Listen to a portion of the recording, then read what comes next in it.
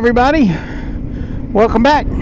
Bike Like a Dog. It's about 53 degrees here in Georgia today, overcast, but I'm trying to get some miles in on my new CFMOTO Ibex 450. I'm about 200 miles into my 300 mile first round. I can only go up to 4,000 RPM until I get past 300. And then I get to go up to 6,000 RPM until I get to 600. Then I can get first service and just ride. Anyway, glad to have you along. If you're not riding, glad that you could join me for mine.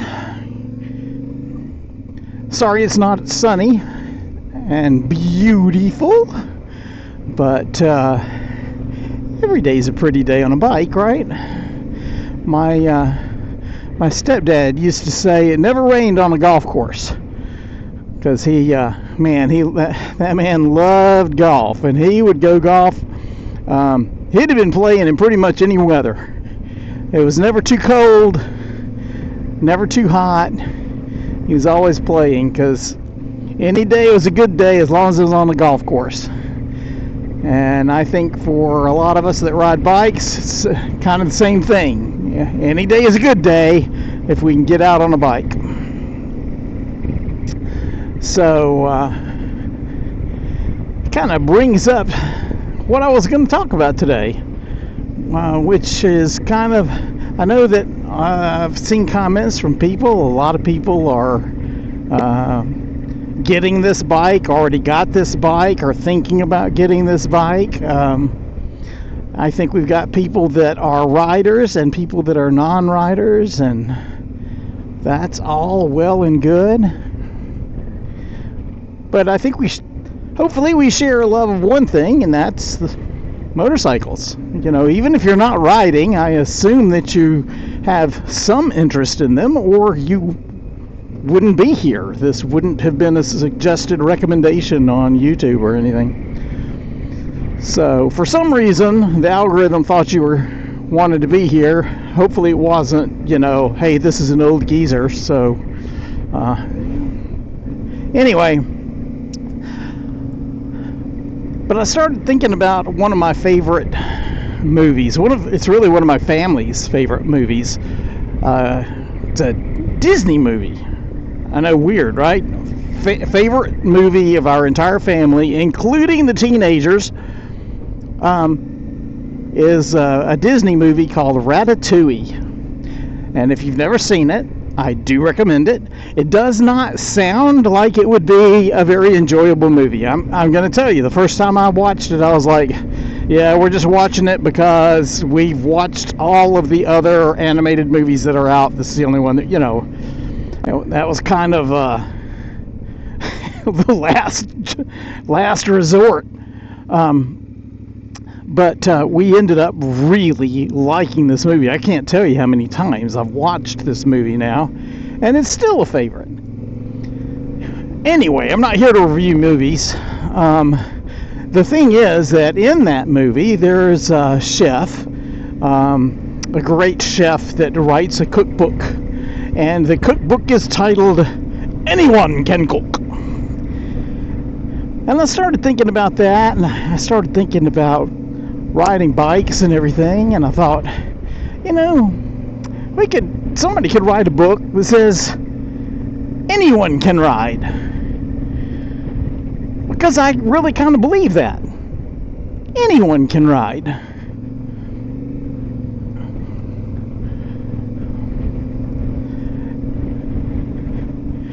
That's not to say that everyone rides the same. Everybody wants to do the same thing, but anyone who wants to ride can ride.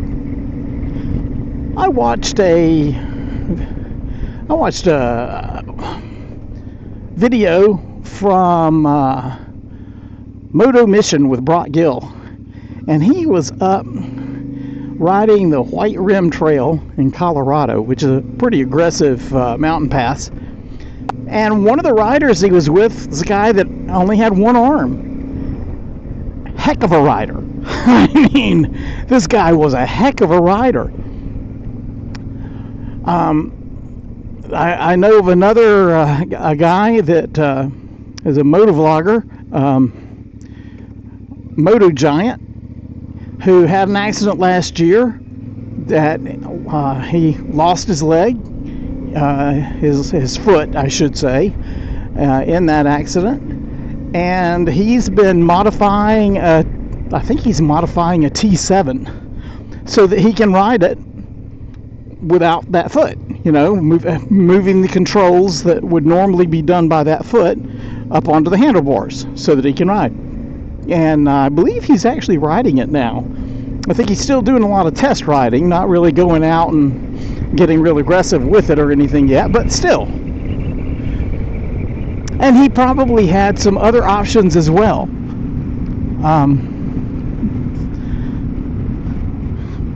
But I also started thinking about,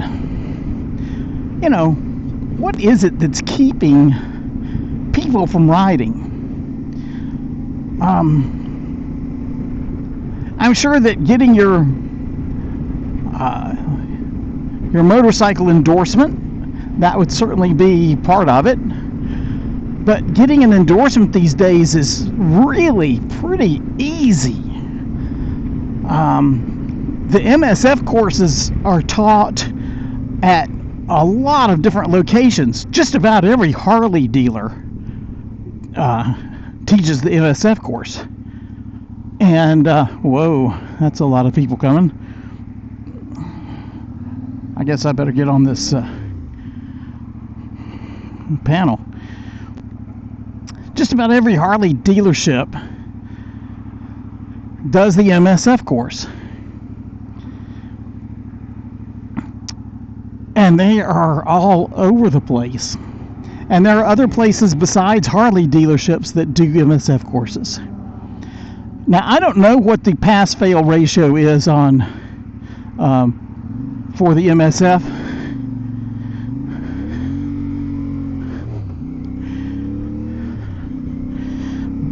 But I would guess that it's probably in the neighborhood of 90+%, probably 95, maybe closer to like 98. Everyone in my class passed. Everyone in my son's class passed. The exception was there was one guy in his class that dropped out after the first couple of hours because apparently it was an older gentleman who was unable to handle the motorcycle, right? It was too heavy for him. And I get that. But he could have also gone and taken a 3-wheeled MSF course. Yeah, they have those too. They take them. The one here that I know about here in Georgia is over in Conyers, and they do the MSF. They do them on, I think, Can-Am Rikers. So you can get a 3-wheeled endorsement, and in Georgia, there's no difference between a 2-wheel and a 3-wheel motorcycle endorsement. Now, I know some states there is, but Georgia's not one of them. And that means that you can go, get a 3-wheeled endorsement. You can ride trikes, you can ride Can-Ams, you can ride slingshots. Those are considered motorcycles. Again, anyone can ride. So, what's stopping you?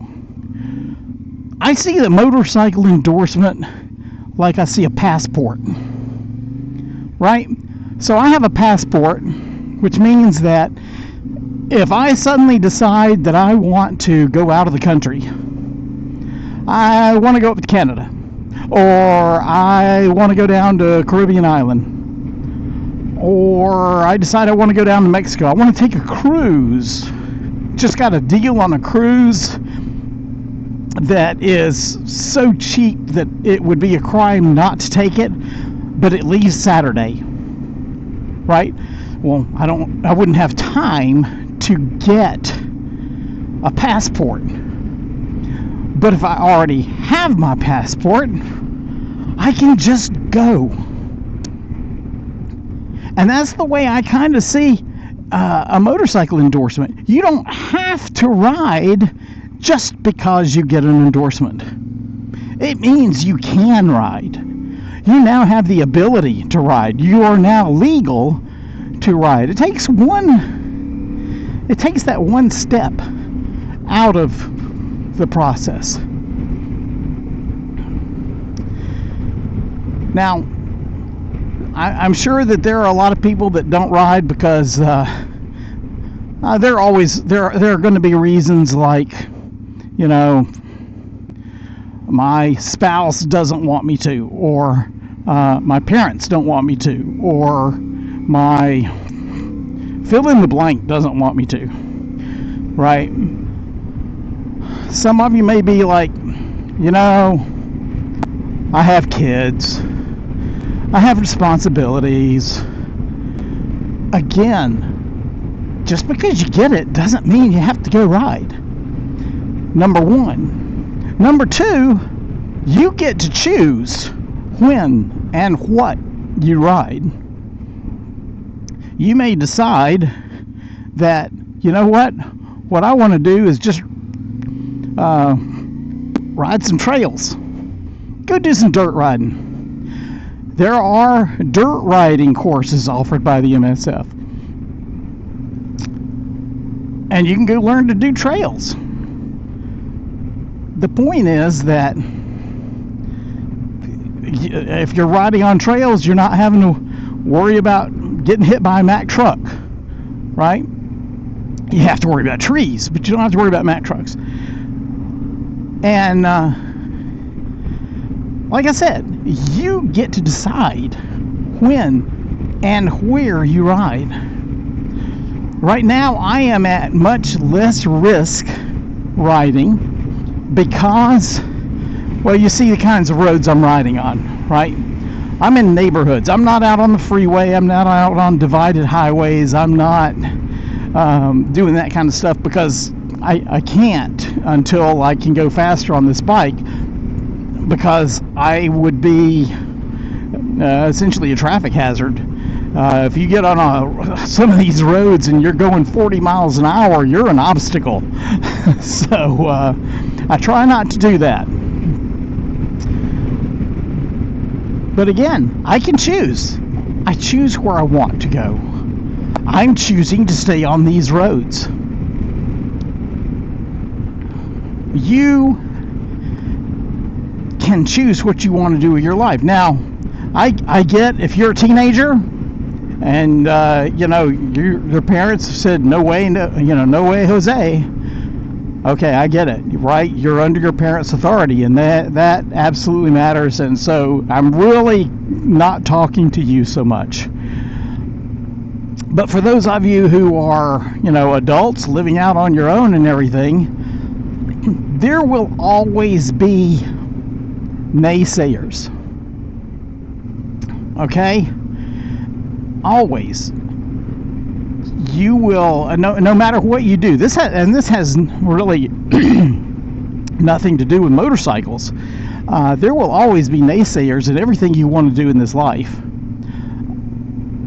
If you want to go to college, there will be people that tell you you shouldn't. If you want to go to this college instead of that college, there will be reasons why you shouldn't be going to that college. If you don't want to go to college, there will be reasons why that's a bad decision. If you want to go in the military, there will be people telling you that's a bad decision. I mean, no matter what decision you make, there's going to be people that tell you you're wrong. And the funny thing is, the ones who are the loudest about it are typically the ones who know the least about it. You ever notice that? Yeah. So, why do we listen to them? Why do we give them so much sway in our lives?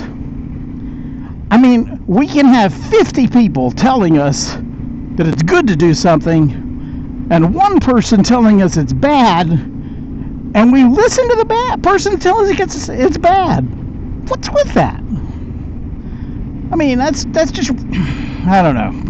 I'm sure there's some psychological thing, that about that, but we do. We give people so much more credit if they say something bad than the people that say something good, even if the ones that say something good know what they're talking about, and the person who says something bad doesn't have a clue.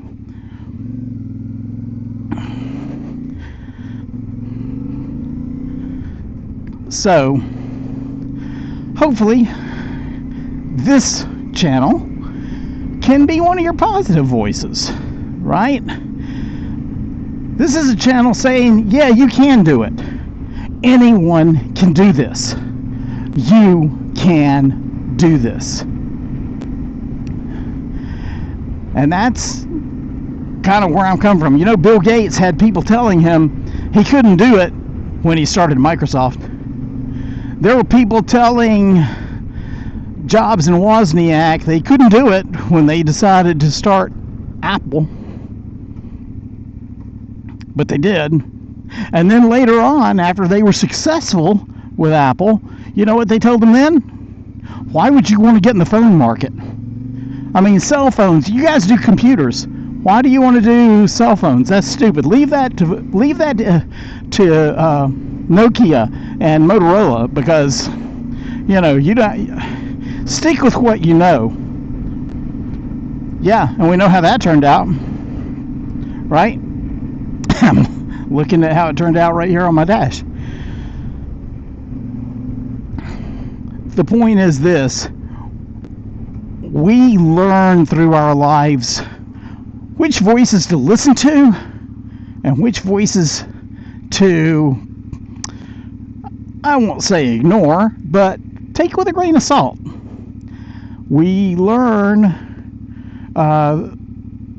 who's to be, whose experience to rely on.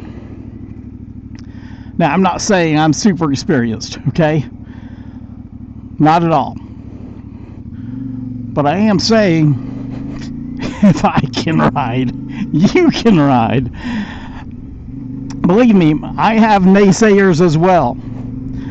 My wife thinks me riding a motorcycle is one of the stupidest things in the history of the earth. It's just an absolute waste of time. It's a waste of money. It's an old guy acting like a kid. I mean, and I'm sure I could probably come up with another 3 or 4 things that she thinks negatively about it. I'm riding. All right? I'm riding. I enjoy riding. I'm going to ride. Now, fortunately, because of where I am in my life, I'm at a point to where my hobby, if you will, doesn't affect our home finances.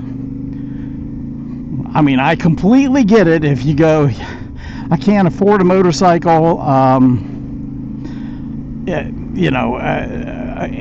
my mortgage, and put food on the table and stuff. I get that. I absolutely get that. But remember, you don't have to buy a motorcycle to get a motorcycle endorsement. The MSF course is, they provide the motorcycles. They provide a helmet. All you need is some gloves, and no, it doesn't have to be motorcycle gloves like this. You can go buy a pair of $10, $20 gloves at Home Depot or Ace Hardware and probably be fine. Any high-top shoes that you have, any boots that cover your ankle, work boots, steel-toe boots, anything like that, hiking boots, they just can't be canvas, right? Yeah, tennis shoes, no high-top tennis shoes, that doesn't count. But if you got really boots, yeah, that counts. And if you have, other than that, the only requirement is long sleeves, long pants. That's it. and you can go take the MSF course. You can go get your motorcycle license with little to no investment other than the cost of the course itself. And if you're not sure that you want to do it, you might be able to find an introductory course. My son and I went to an introductory course up in Alpharetta, Georgia. It was a different facility. It wasn't a Harley facility. This wasn't taught at any of our Harley dealerships.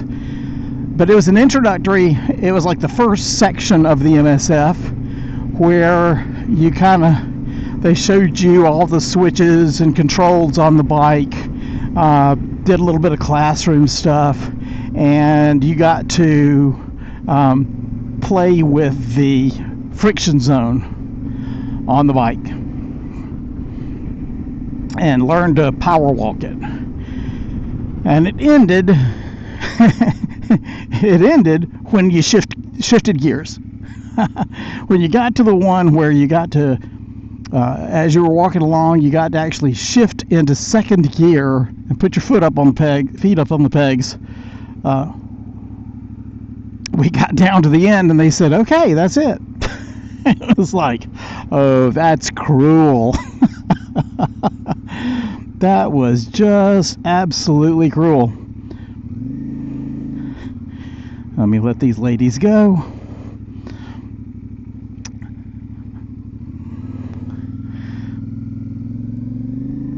Here we go. And that was about $75. It was just an hour or two. But if you're not sure that it's something you want to do, like I'm worried that I won't be able to hold up the motorcycle, well, that $75 is a pretty good investment then, because then you're not spending the whole $300 or $325 or whatever the course is these days to take the course and then find out, an hour into it that I can't hold the bike up. I need to go do the 3-wheeled course instead of the 2-wheeled. All right.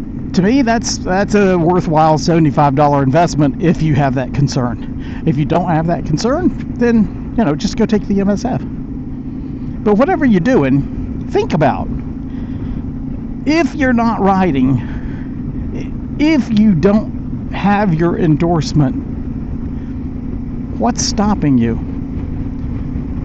And it's going to be different for everybody. Only you can answer what's stopping you. But if you don't have a passport, go get a passport. What's it going to hurt? You'll always be ready if you decide to take that cruise. You don't have your endorsement? Go get your endorsement. You don't have to go riding. It's just so that you can, if you ever decide to. Maybe you go on a trip and decide that, hey, I'd like to rent a scooter. Great. Go do it.